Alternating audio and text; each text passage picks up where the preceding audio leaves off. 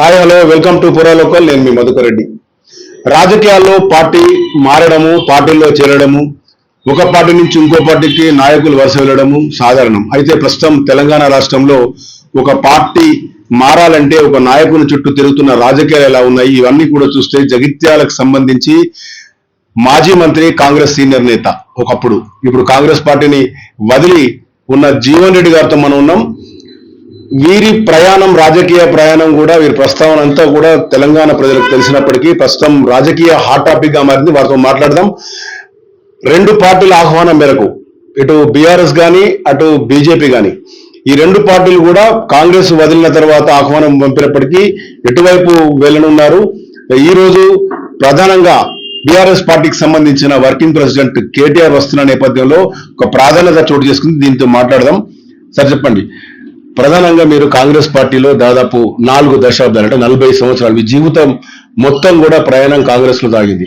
కాంగ్రెస్ మీకు ఏం తక్కువ చేసిందంటే మీరు ఏం చెప్తారు? కాంగ్రెస్ తక్కువ ఎక్కువని కాదే, ఇవాళ అది రాజకీయ అనుబంధం.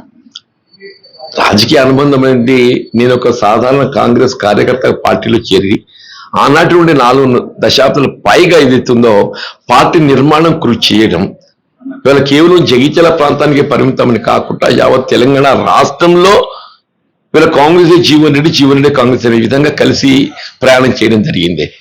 వీళ్ళ 2006-8లో ఎప్పుడైతే ఉద్యమ సమయంలో కేసీఆర్ గారు రాజీనామా చేసిన సమయంలో ఏదైతుందో కేసీఆర్ గారికి ధీటుగా ఎన్నికల్లో నిలబడటానికి మన పార్టీ అధిష్టానం ఏదైతుందో నా అభ్యర్థిత్వాన్ని ఎంపిక చేయడం జరిగింది. అటువంటి నాయకత్వం ఇవాళ ఏదైతుందో కేవలం ఈ ఎన్నికల్లో కాంగ్రెస్ పార్టీ ప్రభుత్వం రావాలని అందరం కోరుకున్నామే. నా కృషి కూడా ఉన్నది అందులో. రేవంత్ రెడ్డి గారు ముఖ్యమంత్రి అయినరు. It has not mean that the government came to power only with Revanth Reddy. ఇవాళ ఏదైతే రాహుల్ గాంధీ గారు ఏదైతే ఉందో కాలుకు బల్పం కట్టుకొని కర్ణాటక కానీ తెలంగాణ రాష్ట్రాన్ని తిరిగి ప్రభుత్వం ఏర్పాటు చేస్తే కాంగ్రెస్ పార్టీ మూల సిద్ధాంతం, ఐడియాలజీని పక్కన పెట్టేసి ఏదైతున్నదో ఇవాళ ఏకపక్షంగా కాంగ్రెస్ పార్టీ అధిష్టాన ఆలోచనకు భిన్నంగా ఏదైతుందో పాలన కొనసాగిస్తుంటే ఇవాళ విధి లేని పరిస్థితుల్లో ఒకవేళ నిజంగా కూడా ఇట్స్ నాట్ అంటే ఊహించిన పరిణామం కాదంటున్నాను నేను. అంటే స్ట్రైట్ గా అడగాలంటే స్థానిక ఎమ్మెల్యే సంజయ్ ఎప్పుడైతే కాంగ్రెస్ పార్టీ కండువా కప్పుకున్నారు అప్పటి నుంచి మీరు ఆవేదన వ్యక్తం చేశారు, ధిక్కార స్వరం వినిపించారు. అయినా కూడా కాంగ్రెస్ అధిష్టానంలో మీద అరణ్య రోజునైంది. దీన్ని మీరు ఈ రోజు రాజీనామా రూపంలో సమర్పించడం జరిగిందా? రైట్. ఇప్పుడు సంజయ్ గారి చేరిక తదుపరి కూడా ఇవాళ ఏదైతే ఉందో నేను కాంగ్రెస్ పార్టీ అధిష్టానం కేసీ వేణుగోపాల్ గారిని కలిసిన సందర్భంగా వారు నో ప్రత్యేక పరిస్థితులలో మేము సంజయ్ గారిని చేసుకోవడం జరిగింది. అంతేకాని ఏదైతుందో కాంగ్రెస్ బలోపేతం కొరకు ఆది నుండి ఎవరైతే కృషి చేసినటువంటి కార్యకర్తల గుర్తింపును మేము విస్మరించడం జరగదు. అది నుండి ఏదైతే కాంగ్రెస్ పార్టీ కృషి కోసం బలోపేతం కృషి చేసిన కార్యకర్తల గుర్తింపే కానీ నాయకులకు గౌరవం కానీ కాపాడదవుతుందని చెప్పి పేర్కొన్నారు. బట్ ఆచరణలో ఏదైతుందో దాన్ని పూర్తిగా విస్మరించటం, దాంతో ఏదైతుందో రేవంత్ రెడ్డి గారి యొక్క ఆలోచన విధానం ఇవాళ మాకు కొట్టొచ్చినట్టు కనబడుతుంది. అంటే మీకు మీ సీనియారిటీని గౌరవించే పార్టీలు ఇప్పటికే కాంగ్రెస్ సీనియర్ నేతలు, పిసిసితో సహా మంత్రులు కూడా వచ్చి మిమ్మల్ని బుజ్జగించే ప్రయత్నం చేశారు. అయినప్పుడు కూడా మీరు సస్యమిన్నారు. అంటే మీ ఇంటెన్షన్ ఏముండే? మీతో ఎవరు మాట్లాడితే మీరు ఉండేట్టుగా ఉండే కాంగ్రెస్ లో? ఎవరు మాట్లాడటం కాదే, ఇప్పుడు కార్యకర్తల గౌరవం అని చెప్పాను. ఆది నుండి ఆర్మో నుండి ఎవరైతే పార్టీ బలోపేతం కృషి చేసిందో వాళ్ళకు గౌరవం కల్పించాలి. సాధారణంగా ఎవరేమి ఎక్స్పెక్ట్ చేస్తారో నామినేటెడ్ పోస్ట్ ఏదైతుందో ఆర్మో నుండి ఎవరు పనిచేస్తున్నారో వాళ్ళకి లభించాలని చెప్పి కోరుకుంటారు. అవన్నీ వాళ్ళ సంబంధం లేకుంటే ఏదైతుందో పార్టీ ఫిరాయింపు ద్వారా రాబట్టేట ఎమ్మెల్యే ప్రతిపాదనకి ఇవ్వటం, వీళ్ళు చివరికి మున్సిపల్ ఎన్నికలు ఏదైతున్నదో నేను ఒకప్పుడు ఏదైతుందో శాసనసభ స్థానాలు ప్రతిపాదించేటువంటి ఒక స్థాయి నుండి మున్సిపల్ కౌన్సిల్ స్థానాలు అనుకునే కాడికి దిగజార్చినాక మరి ఎక్కడికి తీసుకుపోయినట్టు? అంటే కరెక్ట్ గా చెప్పాలంటే కాంగ్రెస్ పార్టీలో జీవన్ రెడ్డికి ఐడెంటిటీ క్రైసిస్ అనేది వచ్చింది. దానివల్లనే హట్ అయిన ఒక వాదన. దీన్ని ఏమంటారు మీరు? డెఫినెట్లీ ఐడెంటిటీని ఏదైతుందో వారు తగ్గింపజేసే ప్రయత్నం చేసిందని చెప్పి అంటున్నా. వాస్తవంగా ఇవాళ ప్రభుత్వము రేవంత్ రెడ్డి గారు ముఖ్యమంత్రి, కానీ పార్టీ నిర్మాణంలో ఆరంభం కల్పి చేసినటువంటి వారి నాయకుల యొక్క స్థానం గౌరవం అయితే నిలబెట్టాల్సిన ఒక ఆవశ్యకత ఉంటుంది. దాన్ని ఇగ్నోర్ చేసినాక ఎవరేం చేయాలని? అదొకటే కాదు పక్కన పెట్టిన మీరు అసలు పాలన ఏం జరుగుతుంది? మనము what we have assured to the people in 2023 manifesto, కనీసం విద్యార్థులు సరైన విద్యాబోధన సదుపాయాలు కల్పించలేకపోయిన తర్వాత ఈ రాష్ట్ర భవిష్యత్తు ఏం కావాలి? ఫీజ్ రింబర్స్మెంట్ సంబంధించిన ఉమ్మడి రాష్ట్రంలో వైఎస్ రాజశేఖర రెడ్డి గారు ఏదైతుందో ఈ రాష్ట్ర భవిష్యత్తే దేశ భవిష్యత్తు అని చెప్పని నిరుపేద వర్గాల వారికి అందరికీ కూడా ఉచిత విద్యాబోధన కల్పింపచేయడం అనే ఒక ఆలోచనతో మరి ఆరంభింపజేసిన ఫీజ్ రింబర్స్మెంటే ఇవాళ రాష్ట్ర ప్రభుత్వం యొక్క నిర్లక్ష్యంతో అది నిలిచిపోవడం, చివరికి హైకోర్టు ఏదైతుందో మీరు ప్రభుత్వంపై ఆధారపడకుండా పేరెంట్స్ దగ్గర కూడా ఫీజులు వసూలు చేసుకునేటువంటి ఒక అవకాశం ఇవ్వడం ఇది ఎక్కడికి లెక్కైపోయిందన్న. అంటే ఇప్పుడు మీరు కాంగ్రెస్ పార్టీ వైఫల్యాలు చెప్తున్న క్రమంలో మరోవైపు ఇదంతటి కారణం మీరు ఈ రోజు ఇంత హ్యూమిలేట్ అయ్యి బయటకు వెళ్లి కాంగ్రెస్ పార్టీ నుంచి వెళ్ళడానికి ప్రధాన కారకులు ఎవరని భావిస్తున్నారు? రేవంత్ రెడ్డి గారు. ఆయన తీసుకున్న ఏకపక్ష నిర్ణయాలు, ఆయన పాలనలో ఏదైతుందో ఆయన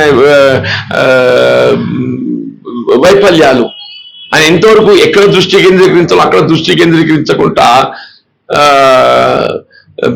ఇతరత్ర అంశాలపై దృష్టి కేంద్రీకరించుతాం. ఇప్పుడు బేసిక్గా విద్యార్థులు, నిరుద్యోగ యువతని మనం సంవత్సరానికి 2 లక్షల ఉద్యోగాలు కల్పిస్తామని చెప్పాను. మొదటి సంవత్సరం 2వ సంవత్సరం 1 లక్ష ఉద్యోగాలు కల్పిస్తామని చెప్పాను. 3 లక్షల ఉద్యోగాలకు ఏది ఇస్తుందో ఇవాళ అధికారిక లెక్కలు రేవంత్ రెడ్డి గారు చెప్పేది 60,000 కల్పించడమని చెప్పాను. ఉద్యోగస్తులు, ఉపాధ్యాయులు, ఇవాళ కాంట్రాక్ట్ అవుట్ సోర్సింగ్ ఎంప్లాయీస్, ఇవాళ కాంట్రాక్ట్ అవుట్ సోర్సింగ్ ఎంప్లాయీస్ ఏదైతుందో వీధిలో పడుతుందని చెప్పి అంటున్నా. ఎలక్ట్రిసిటీ డిపార్ట్మెంట్ ఆర్టిజన్ కార్మికులు, ఆర్టీసీ గవర్నమెంట్ అపాయింటెడ్ డే కూడా ఇంతవరకు ప్రకటించలేకపోయింది.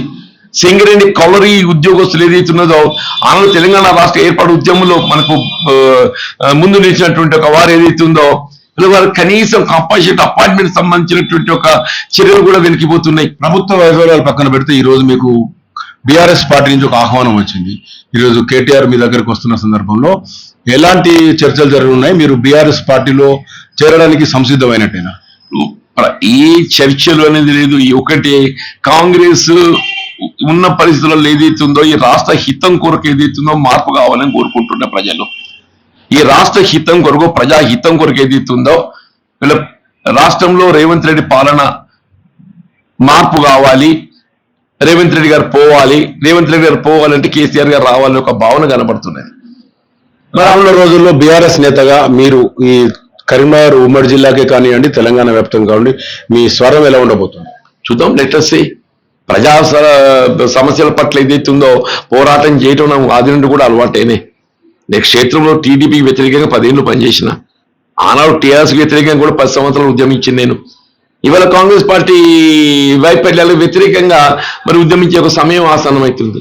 రాజకీయంగా సుదీర్ఘ అనుభవం ఉన్న మీరు, అంటే మీకున్న ఏదైతే ఆలోచన విధానం ఉందో అదంతా కూడా రానున్న రోజుల్లో బీఆర్ఎస్ పార్టీలో ఎలా ఉండబోతుంది అనుకుంటారు? ఎందుకంటే గతంలో చాలా మంది చూసాం కాంగ్రెస్ పార్టీ నుంచి వెళ్ళిన నేతలంతా కూడా తిరిగి కాంగ్రెస్ పార్టీకి వచ్చిన సందర్భంగా మీరు ఎలా అందులో ఇమడవున్నారు? ఇప్పుడు నేను ఏమి ఆశించి ఇవాళ బీఆర్ఎస్ లోకి చేరాలని కాదే. ఒకటి రాష్ట్ర హితం, ప్రజాహితం. ఇవాళ గత 2.5 సంవత్సరాలు ఏదైతుందో ప్రజలకు ఇచ్చిన వాగ్దానాలని కానీ ఇవాళ పాలనలో కనబడుతున్న నిర్లక్ష్యం, ఇవాళ ఒక విధంగా తెలంగాణ రాష్ట్ర పునర్నిర్మాణం అని చెప్పటం, దశాబ్ద కాలం కేసీఆర్ గారు ఏదైతే రాష్ట్ర పురోభివృద్ధి కొరకు చేపట్టిన కార్యక్రమాలన్నీ నిలిచిపోవటం, అదంతా ఒక విధంగా పునర్నిర్మాణం కొరకు ఏదైతుందో మరి ఉద్యమించాల్సిన సమయం ఆసనమైందని చెప్పని భావిస్తున్నా.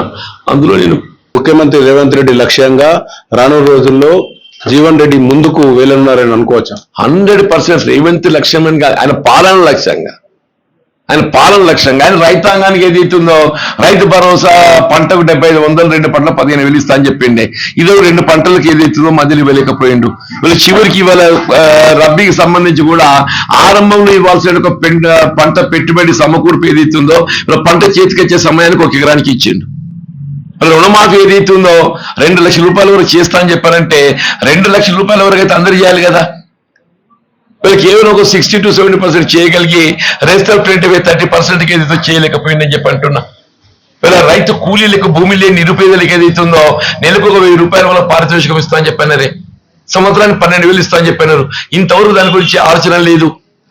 ఇలా వృద్ధులు, వితంతువులు, ఒంటరి మహిళలు, బీడీ కార్మికులకు ఏదైతుందో ఇలా పెరుగుతున్నటువంటి నిత్యావసర వస్తువుల ధరలు పరిగణలోకి తీసుకొని 2000, 4000 చేస్తామని చెప్పన్నారు. ఇలా 2000, 4000 కాదు కదా, అసలు అర్హతకు అనుగుణంగా కొత్త పెన్షన్ ఒకటి కూడా మంజూరు చేయలేదు 2 సంవత్సరాలల్లా.